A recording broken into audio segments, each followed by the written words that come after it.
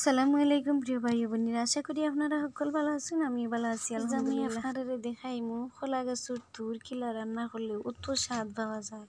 আর এখন আমরা একটা খোলার গাছের একটা বড় তুর দিয়ে ফাড়িয়া আনিয়া ভিতরে ও খাল ফালাইয়া ওর আগুন আমরা রাখিলাম, রাখিয়া ভিতরে আমরা বাসমু কিলা দেখা ও সম্পূর্ণটা লাল বাহলগুলা ফালাইয়া আর ও ভিতরে আমরা রাখিলাম।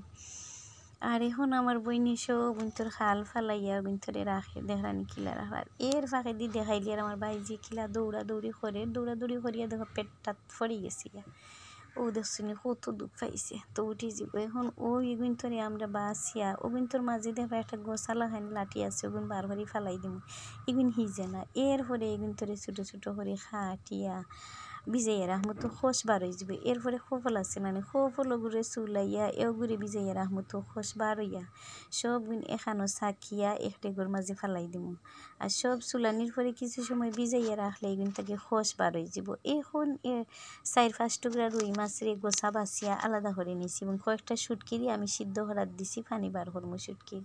আর ডেগোর মাঝে খোফল তুর পেঁয়াজ বাটা রসুন বাটা আদা বাটা যত ধরনের মশলা দিবার সব দিয়া 3টা শুকনো মরিচ দিছি। আমি কিন্তু এখানে কোনো গুঁড়া মরিচ বা খাসা মরিচ কিচ্ছু দিছি না, 3টা শুকনো মরিচ দিছি।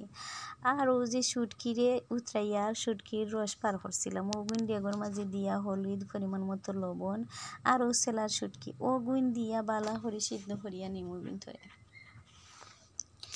বাগার ছাড়া রান্ধিমু। তো আমি 10 মিনিট পরে আইয়া আবার লাড়া ছাড়া করিয়া দেখলাম প্রায় হিজিয়ে গেছে। এখন দিলাম আমি ধনিয়ার পাতা দিয়া ইগুইন ধরে আরও 2-1 মিনিট সিদ্ধ করিয়া লামাইয়া দেখুন কত মজার তরকারি হয়েছে।